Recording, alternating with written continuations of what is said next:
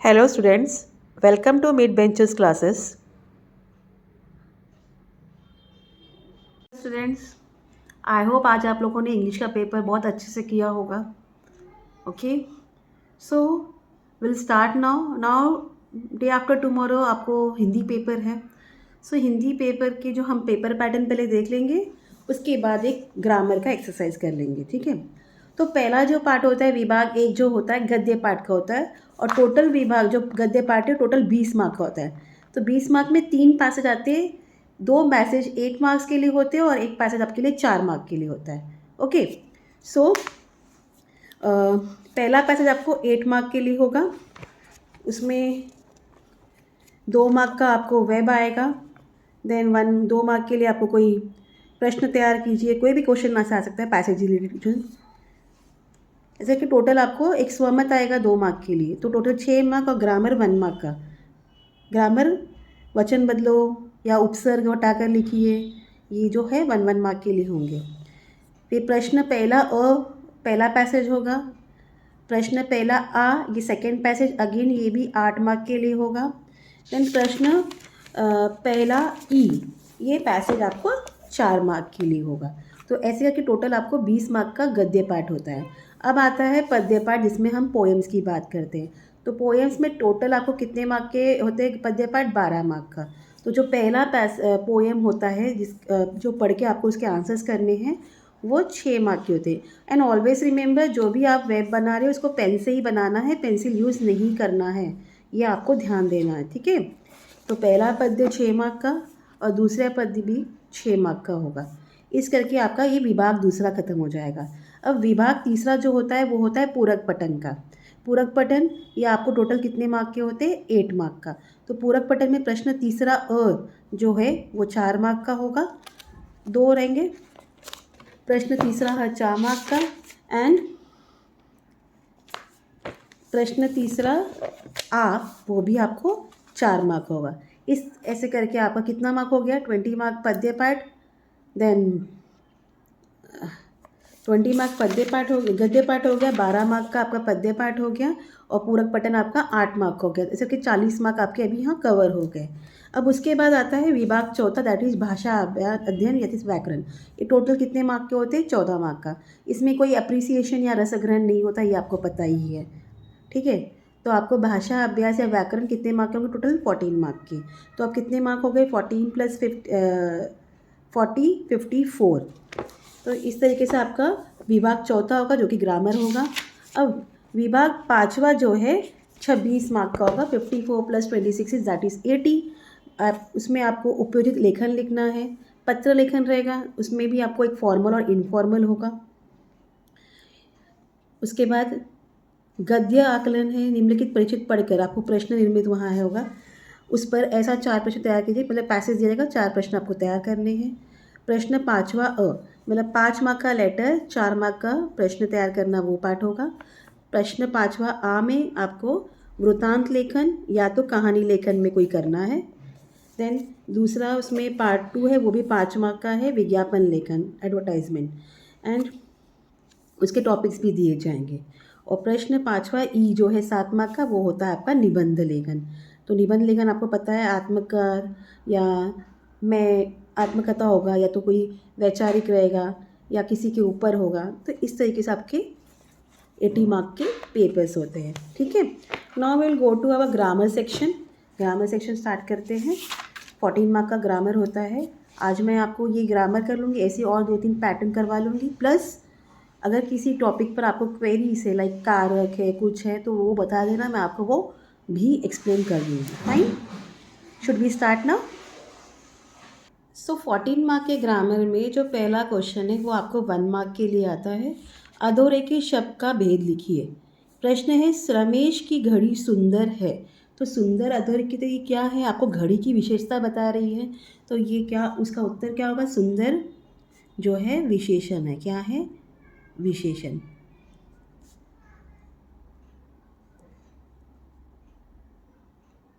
ठीक है, ये 1 मार्क के लिए होगा. निम्नलिखित अव्यय शब्द का वाक्य में प्रयोग कीजिए. 2 में से कोई एक, 2 आपको दिया जाएगा, आपको कोई भी एक करना है, और वो भी कितने मार्क के लिए होगा? 1 मार्क के लिए होगा। तो यहाँ के लिए हम यूज़ करेंगे राम के लिए रजनी ने घर छोड़ दिया। आप भी कुछ भी लिख सकते हो। राम के लिए रजनी ने घर छोड़ दिया। ठीक है। धीरे धीरे गाड़ी धीरे धीरे सरक रही थी या सड़क पर चल रही थी। हम लिखेंगे गाड़ी धीरे धीरे सड़क पर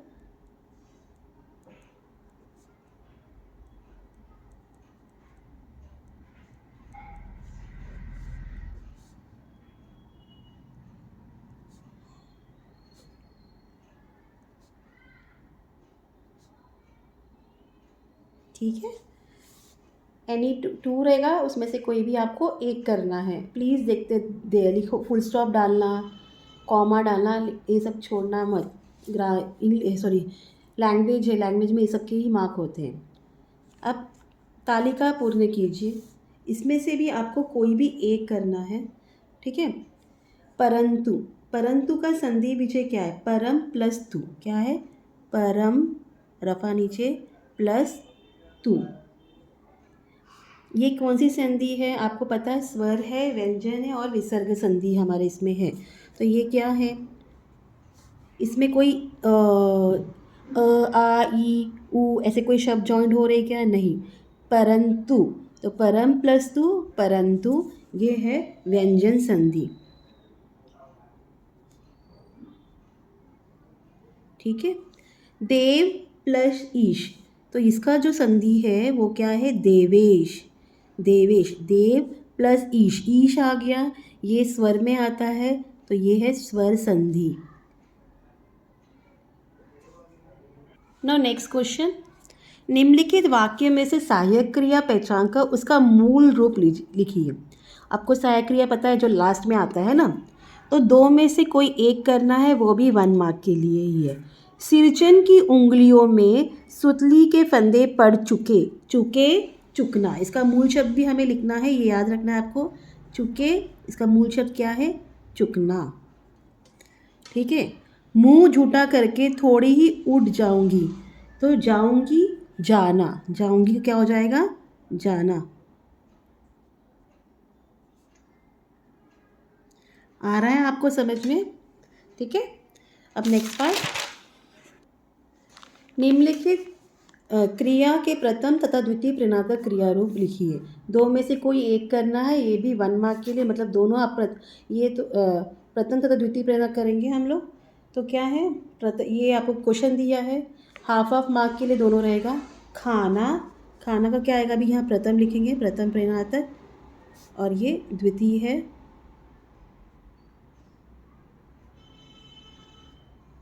खाना, खिलाना, खिलवाना।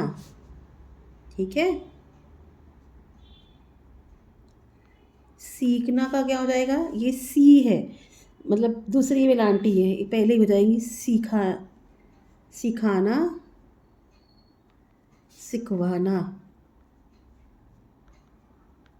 ये बिल्कुल छोड़ना मत स्टूडेंट्स, ये पूरा कंप्लीट करना। निम्नलिखित मुहावरों में से किसी एक मुहावरे का अर्थ लिखकर वाक्य में प्रयोग करें। कोई भी एक लिखना है, तो आपको मीनिंग लिखने के लिए एक हाफ मार्क होगा और उसका सेंटेंस फॉर्म करने के लिए हाफ मार्क, और टोटल क्या है? 1 मार्क का क्वेश्चन है। ठीक है। तो काँप उठना का मीनिंग होता है डर जाना या भयभीत होना। हिंदी में हम लिखेंगे भयभीत होना। तो क्या आएगा? भीषण जल प्रलय को देखकर सभी काँप उठे। भीषण जल प्रलय को देखकर सभी काँप उठे।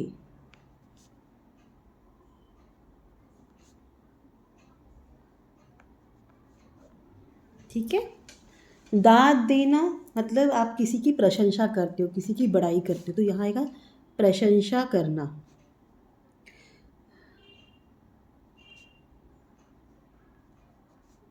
ठीक है। तो क्या लिखेंगे?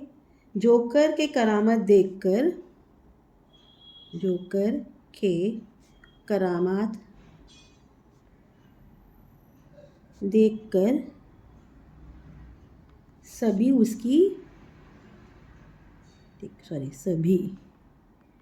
उसकी दाद देने लगे। ठीक है। अब या तो आपको ये क्वेश्चन में से एक करना है या तो आपको ये क्वेश्चन ऐसे लिख के आएगा, निम्नलिखित मुहावरों में से किसी एक मुहावरे का अर्थ लिखकर वाक्य में प्रयोग कीजिए, अथवा अधोरेखित वाक्यांश के लिए कोष्ठक में दिए गए मुहावरों में से उचित मुहावरों को चयन करके वाक्य फिर से लिखिए। तो यहाँ आपको क्या दिया है कोष्ठक में? फूट फूट कर रोना या दुम हिलाना। तो क्वेश्चन क्या है? मानू जोर जोर से रो रही थी, तो दुम थोड़ी हिलाएगी वो, तो क्या होगा? मानू फूट फूट कर रो रही थी। मानू फूट फूट कर रो रही थी। इन दोनों में से कोई एक करना है आपको, ये याद रखना। ठीक है। निम्नलिखित वाक्यों में से किसी एक वाक्य में प्रयुक्त कारक चिन्ह पहचान कर भेद लिखिए। ये भी 1 मार्क के लिए होगा। अर्थशास्त्र ने यह नियम बताया है, तो ने है। अर्थशास्त्र ने, ये तो ने जो है ये किस में आता है? कर्ता कारक में आता है। कर्ता कारक। ठीक है। सिरचन को लोग चटोर भी समझते हैं, तो कौन सा है यहाँ? को क्या है? कर्म कारक।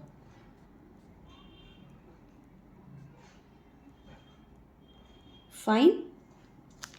आगे चलते हैं। निम्नलिखित वाक्यों में उचित विराम चिन्ह का प्रयोग कीजिए।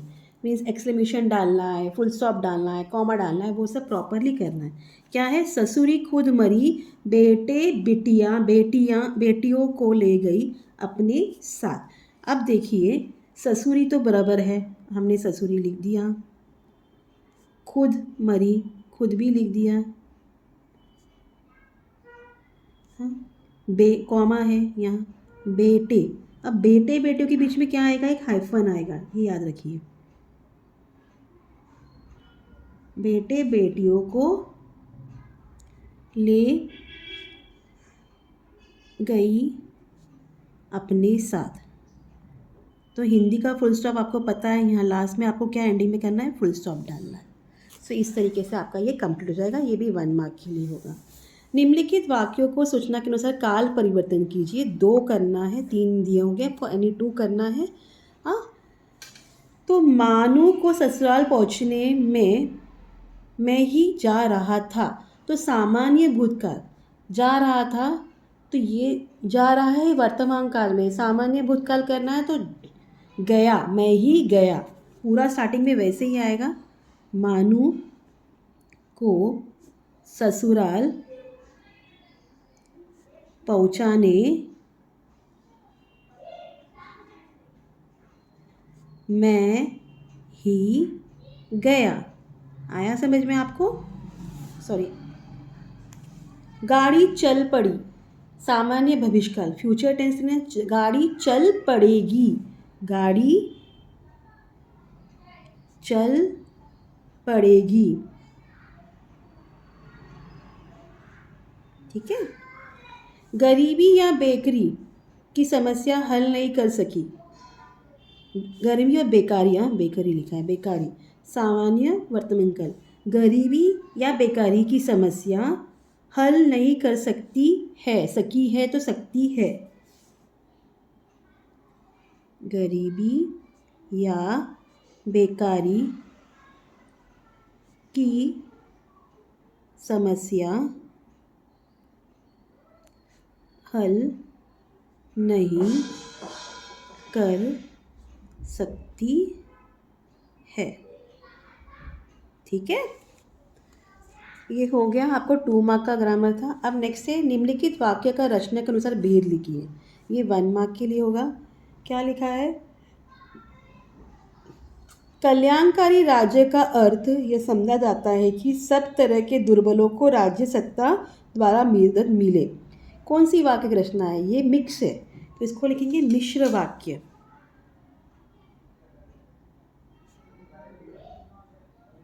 ठीक है। अब ये 1 मार्क के लिए आएगा। निम्नलिखित वाक्यों में से किसी एक वाक्य का अर्थ के आधार पर दी गई सूचनाओं से परिवर्तन कीजिए। आपको जो कमांड दिया है उस हिसाब से आपको कन्वर्ट करना है। अब हम उसका आए दिन प्रयोग कर सकेंगे। प्रश्नार्थक, क्वेश्चन बनाना है। क्या अब हम उसका आए दिन प्रयोग कर सकेंगे? हमने खाली क्या कर दिया, आगे क्या लगा दिया।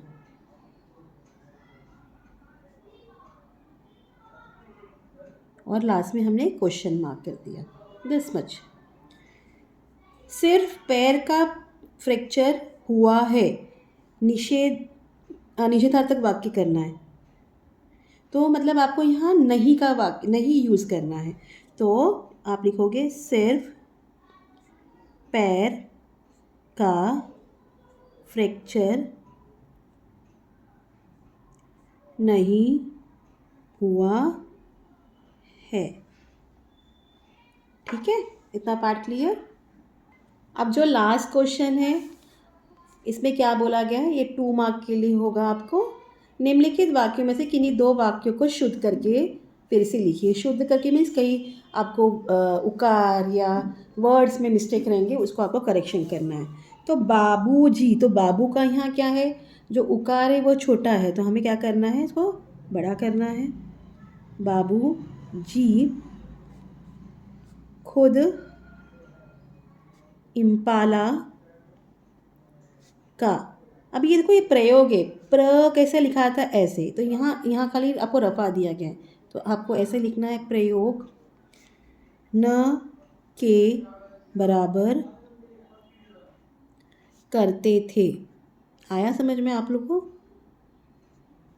फिनिश। आपकी उम्र और स्वास्थ्य लिखा है, स्वास्थ्य होता है ना, का भी लिहाज नहीं किया, नहीं।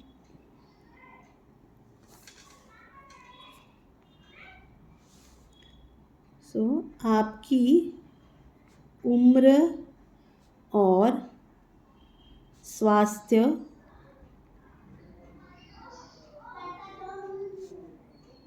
का भी लिहाज नहीं, ऊपर आपने डॉट डालना है, किया।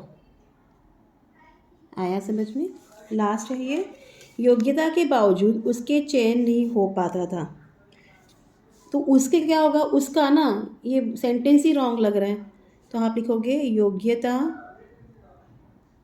के बावजूद, बावजूद में ये उकार बढ़ा जाएगा, उसका चयन नहीं हो पाता। ठीक है, समझ में आया आप लोगों को? जो भी क्वेरीज है प्लीज़ टेक्स्ट मी और कमेंट्स में बोलिए, क्या सिखाना है मैं सिखा दूँगी। And all the best student, please study करो। कल होली है, होली खेलते मत रहना, पढ़ाई करना। Okay, all the best. Do like share and subscribe my channel. Bye.